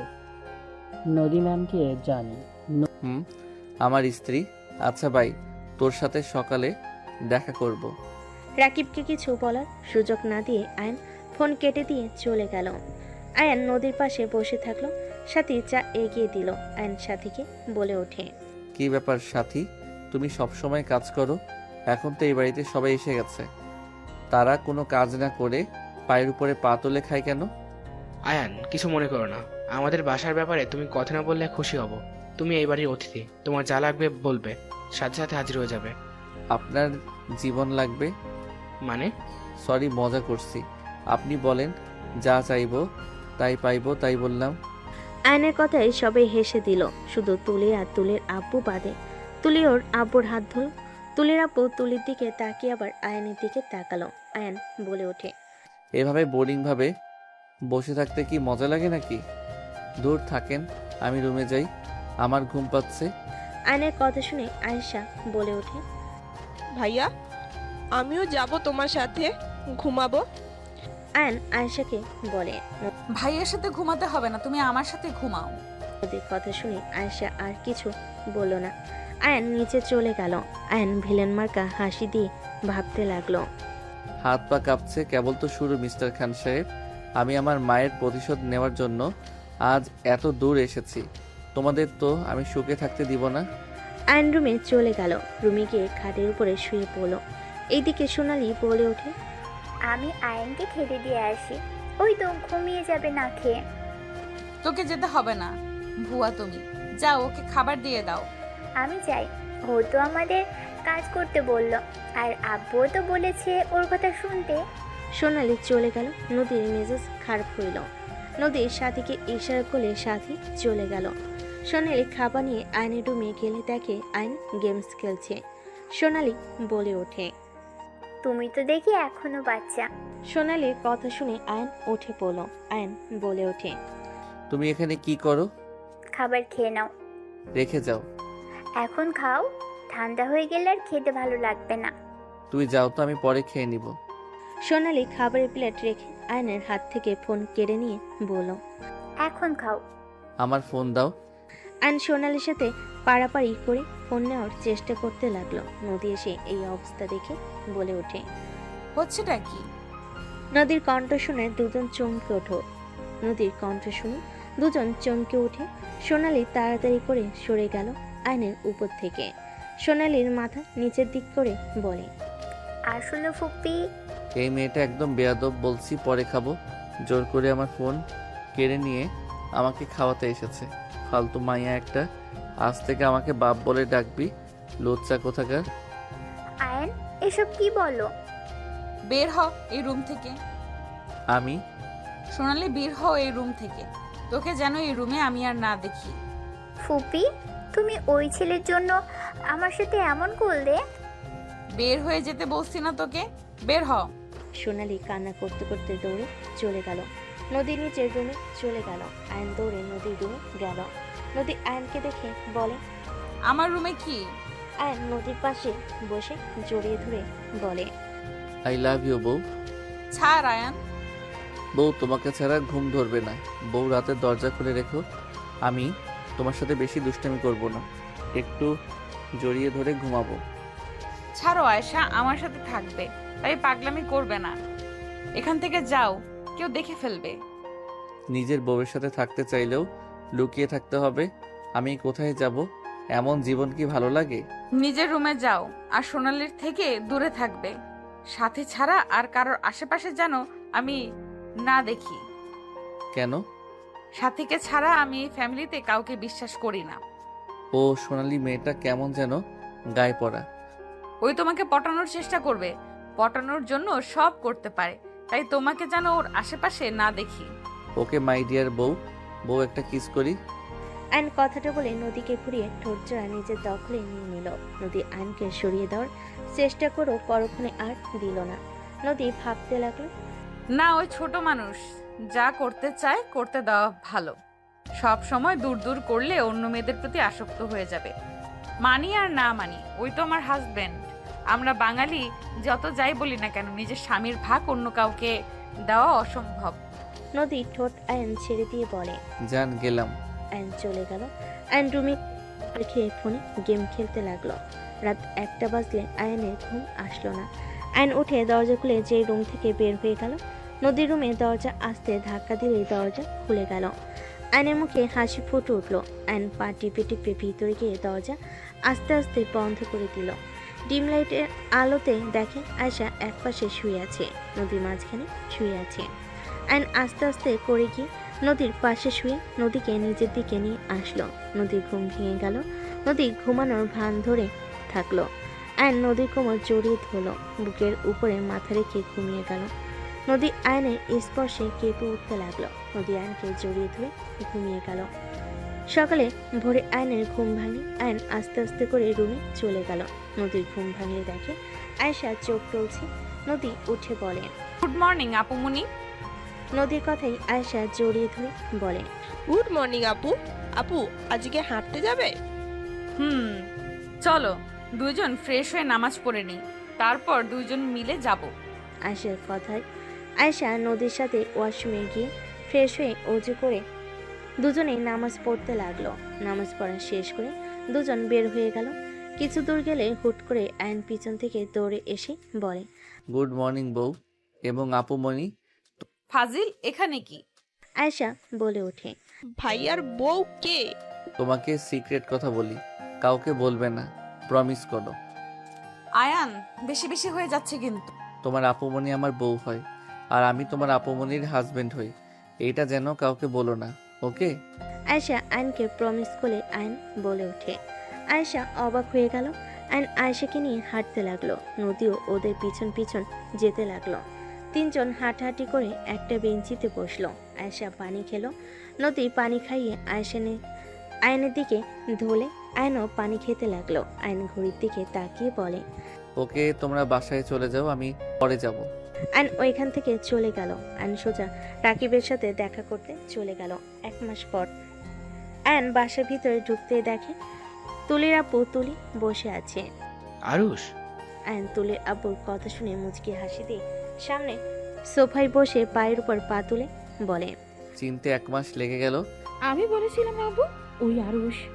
একদম ঠিক ডিয়ার, আমি সেই আরুষ যাকে একদিন তার মায়ের সাথে মেরে ঘাট ধাক্কা দিয়ে বের করে দিয়েছিলি তোরা। আমি সেই আরুষ। চৌধুরী বাড়ির ছেলে তুই? হ্যাঁ, আমি চৌধুরী বাড়ির ছেলে, তোদের জম মিসেস তুলি। আপনাকে দেখে আমার বড্ড হাসি পায়। এত দেমাগ সব কোথায় গেছে? এখন মেয়েকে নিয়ে বাপের বাড়িতে থাকতে হয়, স্বামীর আদর ভালোবাসা থেকে বঞ্চিত। আমার খুব ভালো লাগছে এই 1 মাস। স্বামীর এত সুন্দর ভালোবাসা, প্রতিনিয়ত গালাগালি, এত আদর করে। অ্যান হাসতে লাগলো। তুলি রেগে অ্যানের মাথায় ফুলদানি দিয়ে বাড়ি মারলে। সাথে সাথে নদী চিৎকার দিয়ে বলে ওঠে, তুলি। নদীর কণ্ঠ শুনে তুলির আপু তুলি পিছনে ঘুরে তাকাতে দেখে নদীর সাথে সবাই দাঁড়িয়ে আছে। অ্যান কপাল ধরে নদীর দিকে অসহায়ভাবে তাকিয়ে আছে। তোমাকে আমি বারবার বলছিলাম, তোমার ভাই ভাতিজি আমাকে সহ্য করতে পারে না। ওরা চায় না তোমার কোম্পানি লসের হাত থেকে বাঁচুক। আমি তোমাকে এতবার বললাম, ওরা চাচ্ছে আমাকে মেরে তোমার সাথে আমার ফ্যামিলির সাথে ঝামেলা বাঁধিয়ে দেওয়ার। তুমি আমার কথা বিশ্বাস করলে না, দেখো নিজের চোখে। ফুপি ফুপি ওই মিথ্যে বলছে, ওই আমাদের ফাঁসাচ্ছে। নদী, ওই মিথ্যা বলছে, ওই আমাদের ফাঁসাচ্ছে। নদী এসে সজোরে তুলির গালে থাপ্পড় মারল। তুলি নিজেকে কন্ট্রোল করতে না পেরে ফ্লোরে পড়ে গেল। নদী দৌড়ে গিয়ে আয়নের মাথায় চেপে ধরল। নদী নিজের ওড়না ছিঁড়ে আয়নের মাথায় বেঁধে দিয়ে বলতে লাগলো, আই এম সরি আয়ান, আমি বুঝতে পারি নাই। আমি ভাবতেই পারছি না ওরা সত্যিই তোমার ক্ষতি করবে। আমি যদি তোমার কথা শুনতাম তাহলে এমন কিছুই হইতো না। নদী, তুই ওর মিথ্যা জালে ফেসে যাচ্ছিস। Shut up. আর একটা কথা তোমরা বাপ বেটি বলবে না। তোমাদের অনেক সহ্য করেছি, আর না। নদী, তোর কাছে আমাদের থেকে এই ছেলে বড় হয়ে গেল, এই জন্যই বলে টাকা থাকলে সবাই বিক্রি হয়ে যায়। যা শাট আপ। একদম আমাকে ইমোশনাল ব্ল্যাকমেইল করবে না। অনেক ব্ল্যাকমেইল করেছো, আর না। বউ, অনেক ব্যথা লাগছে। আয়ান কথাগুলো বলে কান্না করতে লাগলো। তুলির আপু অবাক হয়ে গেল। তুলি কিছু বলার আগে নদী আয়নকে বুকের সাথে জড়িয়ে নিয়ে কপালে চুমু দিয়ে বলে, আয়ান পাগল, কান্না করো না, ব্যথা ঠিক হয়ে যাবে। আমাকে তুমি ক্ষমা করে দাও। আমি তোমার কথাগুলো বিশ্বাস করি নাই। আর যদি না আসতাম তাহলে ওরা সত্যি তোমাকে মেরে ফেলতো। বউ জানো, ওরা আমাকে বলছিল আমি যদি আব্বুকে বলে তোমাদের কোম্পানির সাথে শেয়ারে কাজ করতে না করি তাহলে ওরা দুজন আমাকে মেরে ফেলবে। আমি হাসতে হাসতে বলছি আমি মরে গেলেও করব না, যা ইচ্ছা করো। আর তুলি রেগে সোজা আমার মাথায় বাড়ি মারল। আয়নের কথা শুনে নদী রেগে গেল। তুলি উঠে কিছু বলতে যাবে, নদী রেগে তুলিকে হাতে উল্টা পিঠ দিয়ে সজোরে থাপ্পড় মেরে বলে, আমি এত কিছু কাদের জন্য করছি? সব তো তোমাদের জন্যই। সেখানে তোরা আমার পেছনে লাগছস। দিন রাত না খেয়ে কষ্ট করে আজ এত দূর এসেছি, আর সেখানে তোরা আমার পেছনে ছুরি মারলি। নদী, ওই তোকে ভুল বুঝাচ্ছে। আমরা তোর ক্ষতি কিভাবে চাইবো? চুপ, একদম চুপ। তোমরা দুইজন আর কিচ্ছু বলবে না। এখন এই বাসা থেকে বের হয়ে যাবে, না হলে আমি তোমাদের ঘাড় ধাক্কা দিয়ে বের করে দিব। আমি 4 মিনিট সময় দিলাম, এর ভেতরে যদি না বের হও তোমাদের জন্য মোটেও ভালো হবে না। নদীর কথা শুনে তুলির আপু রেগে বলে ওঠে, কি করবি তুই? বের হব না, এটা আমাদের বাসা। বের হলে তুই হ। এইটা আমার বাসা, তোমার কিভাবে হয়? এইটা আমার নামে করে দিছস, ভুলে গেছস নাকি? আমি কবে তোমাদের নামে লিখে দিলাম? তুলি, দলটা নিয়ে আয়। তুলি দলি বের করে নিয়ে এসে দেখালো। নদী থমকে গেল। নদী বলে ওঠে, এইভাবে আমাকে ধোকা দিলে তোমরা? চুপ কর, এখন বের হ। আমি তোমাদের নামে মামলা করব। বাসা থেকে বের হয়ে যা ইচ্ছা কর, নাইলে ঘাট ধাক্কা দিয়ে বের করে দিব। আমার বাড়ি থেকে আমি কোথাও যাব না, আমি পুলিশ ডাকবো। আমার কাছে প্রমাণ আছে। কিসের প্রমাণ? নদী ওর ফোনের রেকর্ড বের করে চালু করে দিলে তুলির আপু অবাক হয়ে গেল। তুলি হুট করে ফোন কেড়ে নিয়ে সজোরে আছাড় দিয়ে ফোন ভেঙে ফেল। নদীর আপু বলে ওঠে, বড় খোকা, তোরা যা শুরু করেছোস, তোদের কপালে দুঃখ আছে। আমার মেয়েকে ঠকিয়ে এই বাড়ি লেখে নিয়েছোস না? আমি তোকে অভিশাপ দিচ্ছি, তোদের কোনোদিনও ভালো হবে না। যার যেমন ইচ্ছা অভিশাপ দাও। ওর মাও তো ওকে অভিশাপ দিয়েছিল, তাতে কি হয়েছে? আয়েশাকে মেরে ফেললে সব সমাধান হয়ে যাবে। অবশ্যই কি বলো? ঠিক বলেছি, ওকে মেরে ফেললে তোর আর কোনো সমস্যা থাকবে না। আপু, আমি মরতে চাই না। নানুকে বলো না আমাকে মেরে যেন না ফেলে। আমি বেঁচে থাকতে তোমার ক্ষতি কেউই করতে পারবে না। ছি ভাই, তুমি এত নিচে নেমে গেছো। আর তুই মা হয়ে এমন জঘন্য কাজ কিভাবে করতে পারিস? এই বুড়ো, তুমি আমাদের সাথে থাকবে নাকি মেয়ের সাথে? যদি থাকো এখানে থাকি যাও, নাইলে মেয়ের সাথে আউট হয়ে যাও। আল্লাহর দোহাই লাগে, বাপ্পি এবার থামো। আল্লাহ ভয় পাও তোমরা, যা শুরু করছো। আম্মু চুপ করো। তোর দেখি সাহস বেড়ে গেছে। বোবা থাকতে বলছি, ভুলে গেছস? ওয়েট, মজা দেখাচ্ছি। এইসব হচ্ছেটা কি? সবাই পিছনে ঘুরে তাকাতেই তুলির আব্বু বলে ওঠে, চৌধুরী সাহেব, আপনার ছেলেকে এখান থেকে নিয়ে যান, যদি আপনার ছেলের ভালো চান তো। আমার ছেলেকে নিয়ে যাব মানে? আপনি আমাদের সামনে আমাদের বৌমাকে মারছেন, আপনার সাহস তো কম না? আরুষ, তুই কি কাপুরুষ হয়ে গেলি নাকি? তোর সামনে তোর স্ত্রী মরছে আর তুই চুপ করে তাকিয়ে দেখছোস? বউ মানে? মিসেস তুলি, হাই, চিনতে পারছো? রাকিব? একদম, বাহ, জানি মন, আমাকে চিনতে পারছো। গার্ড, এই রাকিব আর আয়নকে ধরো। আয়নের আব্বু আম্মু রাফি বলে ওঠে, খান সাহেব, আমার ভাইয়ের গায়ে হাত উঠলে আপনি কিন্তু শান্তিতে থাকতে পারবেন না। আমার শান্তির দরকার নাই। গাটা আয়ন রাকিবকে মারতে লাগলো। রাকিব ফাইট করতে লাগলো, আয়ন মার খাইতে লাগলো। আয়ন শুধু তুলির আব্বুর দিকে তাকিয়ে আছে। রাফি ফাইট করতে গেলে আয়ন বলে ওঠে, ভাইয়া, তুই সবাইকে নিয়ে এখান থেকে চলে যাও। রাকিব, তুই এখান থেকে চলে যা। তোর স্ত্রী সন্তান আছে, তুই চলে যা। আমি কোথাও যাব না। আজ আমি তুলিকে খুন করব, সাথে খান সাহেবকেও। আমার সে রাগ এখনো আছে, আমি কিছু বলি নাই। আজও আমার খালার মৃত চেহারাটা যখন ভেসে ওঠে, আমার মাথায় আগুন ধরে যায়। রাকিবের কথাই আয়নের চোখের সামনে ওর মায়ের চেহারা ভেসে উঠল। আয়ন চোখ বন্ধ করে নিল। আয়ন চোখ খুলে আয়নের চোখ লাল বর্ণ ধারণ করে। আয়ন রাগে হাত মুঠো করে ফেল। আয়ন দৌড়ে গিয়ে এক এক করে গার্ডদের মেরে ফেলে দিল। আয়নের মারপিট দেখে তুলির আপু তুলি ভয় পেয়ে গেল। আয়েশাকে নদী উপরে পাঠিয়ে দিল। তুলির আপু পিছন থেকে আয়নের পিঠে চাকু বসিয়ে দিল। নদী জোরে চিৎকার দিলে আয়ন পিছনের দিকে তাকিয়ে তুলির আব্বুকে সজোরে লাথি মারল। ফ্লোরে পড়ে গেল। রাফি রাকিব মারতে যাবে, সাথে সাথে আয়ন ওদের দুজনের হাত ধরে বলে, ভাইয়া, রাকিব, তোমরা এখান থেকে চলে যাও। এটা আমার সময়, আমি আমার মায়ের প্রতিশোধ নিব। এখানে তোমাদের সাথে তার কোনো শত্রুতা নাই, যা শত্রুতা আমার সাথে। আয়নের কথা শুনে সবাই অবাক হয়ে গেল। আয়ন দৌড়ে গিয়ে তুলির আব্বুর কলার ধরে তুলে ঘুষাতে লাগলো, আর প্যান্টের বেল্ট খুলে তুলির আব্বুকে মারতে লাগলো।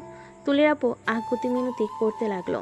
আয়ন চুলের মুঠো ধরে কান্না করতে করতে বলে, আমার মাও তোর কাছে আকুতি মিনতি করে বলেছিল আমার আরুষকে ছেড়ে দিতে। তুই আমার মাকে মেরেছিলি, তোর জন্য আমার মা আমাকে ছেড়ে চলে গেছে। আমি তোকে আজ মারতে মারতে মেরে ফেলবো। আমি ভেবেছিলাম এখন থেকে তোকে বের করে দিব ঘাড় ধাক্কা দিয়ে, বাট তুই আসলে মৃত্যু ডিজার্ভ করস। আরুষ, আব্বুকে ছেড়ে দাও। আয়ন তুলির দিকে রেগে চুলের মুঠি ধরে বলে, আমি তোর কাছে এভাবে বলেছিলাম আমার মাকে ছেড়ে দিতে, বাট তুই আমাকে কি বলেছিলি? সব প্ল্যান তোরা বাপ মেয়ে মিলে করছস, তাই না? আমি তোদের কিভাবে মারবো দেখ। আয়ন নদীর আব্বুর হাত থেকে লাঠি নিয়ে দুজনকে মারতে লাগলো। আয়নের যত শক্তি ছিল সব শক্তি দিয়ে মারতে লাগলো। আয়েশা দৌড়ে এসে আয়নের পা ধরে বলে, ভাইয়া, আমার আম্মুকে ছেড়ে দাও। আমার আম্মুকে ছাড়া আমি থাকতে পারবো না। আমার আম্মু অনেক কষ্ট পাচ্ছে ভাইয়া, আমার আম্মুকে ছেড়ে দাও। আয়েশার জায়গায় নিজেকে দেখতে পেল। আয়ন রাগে এক বাড়িতে লাঠি ভেঙে ফেল। আয়ন হাঁটুকে বসে চিৎকার করে কান্না করতে করতে বলল, আমার মাকে তোরা ফিরিয়ে দে। তোদের কি ক্ষতি করেছিলাম আমরা? আমার মাকে কেন আমার থেকে কেড়ে নিলি? সেদিন যদি আমার মাকে এভাবে মেরে আমাদের বের করে দিতি, আজ তো অন্যরকম হতে পারত। আজ আমার পাশে আমার মা থাকতো, আজ আমি সাকসেসফুল। অথচ যার জন্য এই সাকসেসফুল হতে চেয়েছি সেই মানুষটাকে তোরা কেড়ে নিয়েছিস। শুধুমাত্র তোদের কারণে আমার মা আজ আমার সাথে নাই। যার জন্য এমন করলি, তুই তো সেই সংসার করে খাচ্ছিস। পড়াশোনা একবার ফার্স্ট হবে, না হয় একবার সেকেন্ড, এভাবে তো চলে।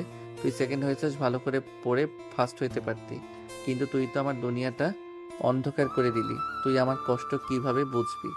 এই যে তোর মেয়েকে দেখতে পাচ্ছিস, এই জানে মা হারানোর কতটা কষ্টের। তোরা ওকে মেরে ফেলতে চাইলি, দেখ ওই তোকে বাঁচাতে দৌড়ে এসেছে। আয়নের কথায় সবার চোখে পানি চলে আসলো। তুলি আয়নকে বলতে লাগলো, আয়ান, আমাদের ক্ষমা করে দাও। আমরা বুঝতে পারি নাই তোমার মা আত্মহত্যা করবে। বিশ্বাস করো, এটা শুনে আমার অনেক খারাপ লেগেছিল। আমি ভাবতে পারিনি সেই আত্মহত্যা করবে। আমি তোকে ক্ষমা করব না, আমি তোদের কাউকে ক্ষমা করব না, আমি তোকে মেরে ফেলবো। আয়ন পড়ে থাকা চাকু নিয়ে যে আঘাত করতে যাবে, সাথে সাথে আয়নের আম্মু দৌড়ে এসে আয়নের হাত ধরে বলে, আয়ান, আমি তোর আসল আম্মু। আমি হয়তো তোর পালিত মায়ের মতো হতে পারবো না, কিন্তু আয়ান, আমি 10 দিন 10 মাস পেটে রেখেছি। তুই আমার নারী কাটা ধন। তুই আইন নিজের হাতে তুলে নিস না, তোর জীবনের সাথে আরেকটা জীবন নষ্ট হয়ে যাবে। আম্মু, আমি না থাকলে কিছু হবে না। আমি জানি তোমার কষ্ট হবে, কিন্তু তোমার আরেকটা সন্তান আছে আম্মু। তুমি ভাইয়ার মাঝে আমাকে ভাইয়াকে খুঁজে নিও। আমি ওদের খুন না করলে আমি শান্তি পাবো না আম্মু। আমার না হয় রাফি আছে, কিন্তু তোর কিছু হলে নদী কাকে নিয়ে থাকবে? নদীর তো শুধু তুই আছস। উনি আমাকে ভালোবাসে না, ওনার এক্স বয়ফ্রেন্ড আছে, তাকে এখনো ভালোবাসে। আমাকে সেই সহ্য করতে পারে না। আমি না থাকলে তার কিছু যায় আসবে না। একদম ঠিক। আমি তো তোমাকে ভালোবাসি না, তুমি ঠিক আছো। আর তুমি নিজেও আমাকে ভালোবাসো না। ভাই আর তুলির উপরে প্রতিশোধ নেওয়ার জন্য হয়তো আমাকে বিয়ে করেছো। আমার ভুল। আমার মতো মানুষকে কেন ভালোবাসবে? নদী আর কিছু বলার আগেই আইন তুলে নদীর আব্বুকে সোজা চাকু দিয়ে একসাথে ফ্যাস করে দিল। আয়শা অজ্ঞান হয়ে গেল। রাফি বলে ওঠে, ভাই এটা কি করলি? আমি তো আগে পুলিশের কাছে খবর দিয়ে রেখেছিলাম, ওরা তো এসে পড়বে। ভাই তুই এখান থেকে পালা। কোথাও যাব না, ওদের ধাপাতে দেখতে ভালো লাগছে। রাফি নদীর আব্বু বলে ওঠে, হায় হায় আয়ান, এইটা কি করলে? আমার সন্তান, আমার নাতনি। এই তোরা আমার নাতনিকে বাঁচা। সবাই দৌড়ে এসে তুলির আব্বুকে ধরে নিয়ে যেতে লাগলো। পুলিশ আসলে আয়ন বলে ওঠে, আমি ওদের খুন করছি। আইন পুলিশের হাতে ধরে দিল। আইনের মুখ কান্না করতে করতে পুলিশের সামনে গিয়ে বলতে লাগলো, আমি খুন করছি, আমার ছেলে মিথ্যা বলছে, আমাকে নিয়ে যান, আমার ছেলে নির্দোষ। আইনের আম্মু বারবার পুলিশকে বাধা দিতে লাগলো। আইন ওর আম্মুকে কপালে চুমু দিয়ে পুলিশের গাড়িতে উঠে চলে গেল। কয়েকদিন পর আইনকে কোর্টে তোলা হয়। সবাই এসে হাজির হয়। উকিল আইনকে জিজ্ঞেস করে, আপনার কিছু বলার আছে নাকি? আইন বলে ওঠে, আমার কিছু বলার নাই। আমি তাদের হত্যা করতে চেয়েছি, ভাগ্যক্রমে বেঁচে গেছে। কাজের লোক গার্ড যা বলছে সব সত্যি। আমি ওদের মেরেছি, খুন করার চেষ্টা করছি, এইটা বলতে আমার কোনো সমস্যা নাই। আমি অনেক খুশি ওদের জন্মের ভয় দেখাতে পেরেছি, আর বেঁচে গেছে। এতে আরো খুশি, ওরা তিলে তিলে মরবে। একেবারে মরলে আনন্দ আসতো না। এখন যদি আমার ফাঁসি হয় তাতেও কোনো আফসোস নাই আমার। আইনের কথা শেষ হতেই হঠাৎ করে কেউ বলে ওঠে, আমার ছেলে নির্দোষ, ওদের আমি খুন করার চেষ্টা করেছি। আমার ছেলে আমাকে বাঁচানোর জন্য মিথ্যা বলছে জজ সাহেব। আইনের মায়ের কণ্ঠ শুনে সবাই চমকে গেল। পিছনের দিকে ঘুরে তাকাতে আইন ওর মাকে দেখে দৌড়ে যেতে নেবে, পুলিশ আটকে দিল। আইন বলে ওঠে, মা তুমি বেঁচে আছো, এই আমাকে ছাড়েন, আমি মার কাছে যাব। আইন ছুটার চেষ্টা করতে লাগলো। পুলিশ আইনকে ধরে রাখতে লাগলো। তুলির আব্বু তুলি উঠে দাঁড়িয়ে উকিলের কাছে ডেকে কিছু বলতে লাগলো। তুলির আব্বুকে কথা বলার অনুমতি দিতে লাগলো। তুলির আব্বু বলে ওঠে, জজ সাহেব, আয়ন নির্দোষ। ওই আমাদের খুন করতে চায় নাই, আমরা ওকে ফাঁসিয়েছিলাম। সব দোষ আমার, আয়ন কিছু করে নাই। জজ সাহেব ওকে ছেড়ে দেন। আমি আমার বোনের সাথে বেমানি করেছি। আয়নকে আপনারা দয়া করে ছেড়ে দেন। আমি সব প্রমাণ দিচ্ছি। ওদের সবাইকে আমি ভয় দেখিয়ে মিথ্যা বলতে বলেছিলাম। তুলির আব্বুর কথা শুনে সবাই বলতে লাগলো, জজ সাহেব সব প্রমাণ দিলে আইন নির্দোষ প্রমাণ হলে আইনকে ছেড়ে দেওয়ার অনুমতি দিল। তুলির আব্বুকে 2 বছরের জেল দিয়ে দিল। আইন দৌড়ে গিয়ে ওর মাকে জড়িয়ে ধরল। তুলির আব্বুকে পুলিশ নিয়ে যেতে নিল। আইনের কাছ দিয়ে যেতে তুলির আব্বু বলে, আমাকে ক্ষমা করে দিও, তোমাদের ভালোবাসার কাছে আমি হেরে গেলাম। বোন, আমাকে ক্ষমা করে দিস। তুলির আব্বুকে টেনে নিয়ে গেল। আইন ওর মাকে বলতে লাগলো, মা তুমি এতদিন কোথায় ছিলে? তুমি বেঁচে আছো তাহলে আগে কেন আমার সাথে দেখা করলে না? মা আমার সামনে কেন আসো নাই? মা আমি জানতাম তুমি আমার সাথে আছো, কিন্তু তোমাকে দেখতে পেতাম না। আয়নের মা চলে যেতে নিলে সবাই আয়নের মায়ের পিছন পিছন যেতে লাগলো। আয়নের মায়ের পিছন পিছন যেতে যেতে বলে, মা আমার সাথে কথা কেন বলছো না? মা আমার প্রশ্নের উত্তর দাও মা, এভাবে পালিয়ে কেন যাচ্ছ? আইন দৌড়ে গিয়ে ধরে ফেলো। আইন নিজের দিকে ঘোরালে। আয়নের আম্মু বলে, আয়ান তোমাকে অনেক ভালোবাসে, তুমি ওকে বাঁচাতে আসলে সেখানে, তুমি এখন এভাবে পালিয়ে যাচ্ছ কেন? আরুষ, ওইটা খালা না। কি বলস? এটা তো মা। রাকিব কাছে গিয়ে মুখোশ খুলে দিল। আইন কয়েক পা পিছিয়ে গেল। আইন বলে ওঠে, আইন খালা তুই মা সেজে এসে আমাকে এভাবে ধোকা কেন দিলে? তোকে জেলে যেতে দেখে আমি কিভাবে চুপ করে থাকবো? আমি তোর মা মতো মুখোশ এই জন্য পড়ছি। আমি জেলে গেলে তুই তো এটাই ভেবে খুশি হবি তোর মা বেঁচে আছে, আর কোনো প্রতিশোধ নিবি না। আরুষ, তুই যা করছস এতে তোর মা বেঁচে থাকলেও কখনোই খুশি হইতো না। তোর মা তোকে একজন সফল ব্যক্তি হিসেবে দেখতে চেয়েছে, খুনি হিসেবে না। তুই প্রতিশোধের আগুনে ভুলে গেছস তোর মা কি চায় আর তুই কি করছিস। খালা, আমি কি করতাম? ওদের দেখলে আমার মাথা খারাপ হয়ে যেত। ওরা জঘন্য, ওরা মানুষকে মানুষ মনে করতো না। কুত্তার সাথে কি কুত্তা হওয়া যাবে? আয়ান, নিজের মাথা থেকে মায়ের ভূত নামিয়ে ফেল। নিজের বাবা মা ভাই বোন ছেড়ে তাদের নিয়ে সুন্দর জীবন উপভোগ কর। আমাদের জীবনটাই এমন কষ্ট হতে হবে, এটা কখনোই থামবে না। তুই আর আমাদের মাঝে আসিস না। আল্লাহ তোকে ভালো রাখুক। আল্লাহ হাফেজ। কে কিছু বলতে না দিয়ে রাকিবের সাথে চলে গেল। 3 বছর পর। আয়ান, নদীর কোনো খোঁজ পেলি? আম্মু, আমি তো খুঁজছি, কোথাও তো পাই না। ওই কোথায় আছে কিছু বুঝতে পারছি না। আমি নদীর খোঁজ পেয়েছি। নদী কক্সবাজারে আছে। কোন হোটেলে কত নাম্বার রুমে সব তোকে হোয়াটসঅ্যাপে দিয়ে দিচ্ছি, চলে যা। সত্যি? হ্যাঁ। আয়শা, তোর মেয়েও আছে। আমার মেয়ে মানে? হ্যাঁ, তোর নদীর মেয়ে হয়েছে। 1 বছর হয়ে গেছে। এত কিছু কিভাবে জানো? তুমি কি আগে থেকে ওর খবর জানতে? আমাকে তুমি মিথ্যা বলতে কিছু জানো না। হ্যাঁ, সব জানতাম। নদী কোথায় থাকে, কি করে, সব জানি। তোর শিক্ষা পাওয়ার দরকার ছিল, তাই শিক্ষা দিলাম। হোয়াটসঅ্যাপ সব দিয়ে দিয়েছি, চেক কর। আমি গেলাম। রাফি চলে গেল। আয়ন খুশি হয়ে দৌড়ে রুমে গিয়ে ফ্রেশ হয়ে রেডি হয়ে ওর আম্মুর কপালে চুমু দিয়ে বের হয়ে গেল। কক্সবাজারে পৌঁছাতে পৌঁছাতে সন্ধ্যা হয়ে গেল। আয়ন ওই হোটেলের পাশে রুম নিয়ে চলে গেল। আয়ন গোসল করে পোশাক পরিবর্তন করে রুম থেকে বের হলো। ওয়েটার খাবার নিয়ে যেতে নিলে আয়ন ওয়েটারকে প্রমাণ দেখিয়ে আয়ন মুখ ঢেকে খাবার নিয়ে রুমের সামনে গিয়ে কলিং বেল বাজালো। আয়ন ভিতর ঢুকতেই নদী খাবার রেখে চলে যেতে বলল। আয়ন খাবারগুলো টেবিলের উপর রেখে নদীর দিকে যেতে লাগলো। নদীর পাশে বসলে নদী রেগে বলে ওঠে, তোমার সাহস কি করে হয় আমার পাশে বসার? নদী থাপ্পড় মারতে যাবে, আয়ন সাথে সাথে হাত ধরে টান দিয়ে খাটের উপর ফেলে দিল। নদী আয়নের জায়গা মতো লাথি মারতে যাবে, সাথে সাথে আয়ন মাস্ক খুলে বলে ওঠে, বউ। আয়ান, তুমি এখানে কি করছো? জান, সরি। নদী ধাক্কা দিয়ে সরিয়ে দিয়ে বলে, এখানে ঠিকানা কে দিল? জান, আই এম সরি। রাগ করে থেকো না। 3 বছর তো শাস্তি দিলে, এইবার তো ক্ষমা করে দাও। জান, আমাদের রাজকন্যা কোথায়? সাথীর হাজবেন্ড সাথীর আয়েশার সাথে ঘুরতে গেছে। বের হয়ে যাও, তোমার সাথে কোনো কথা বলতে চাই না। জান, আমি তোমার সাথে অন্যায় করছি মানছি, বাট আমি যে তোমাকে ভালোবাসি এইটা মিথ্যা না। আমি সত্যি তোমাকে অনেক ভালোবাসি। নদী চলে যেতে নিলে আয়ন নদীর হাত ধরে টান দিয়ে নিজের সাথে জড়িয়ে নিয়ে ঠোঁটে ঠোঁট বসিয়ে দিল। হঠাৎ করে কাশির শব্দ হলে আয়ন লাফ দিয়ে উঠে পড়ল। সাথী বলে ওঠে, আয়াত ঘুমিয়ে গেছে, দিয়ে যাব নাকি নিয়ে যাব? নদী আয়ন লজ্জা পেয়ে গেল। আয়ন লজ্জায় আয়াতকে কোলে তুলে নিয়ে বলে, যাও। সাথী চলে গেল। আয়াতকে দেখে বলে, মাশাআল্লাহ, আমার মেয়ে তো পুরো তার মায়ের মতো হয়েছে। আমার মেয়ে আমার মতো হবে না তো কার মতো হবে? তাও ঠিক।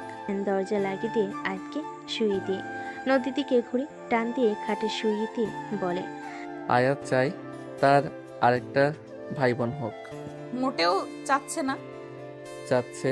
আয়ন কথাটা বলে ঝাঁপিয়ে পড়ল। নদী আয়নের কাছে ব্যর্থ হয়ে আয়নের সাথে তাল মিলিয়ে আদর করতে লাগলো। বাকিটা ইতিহাস।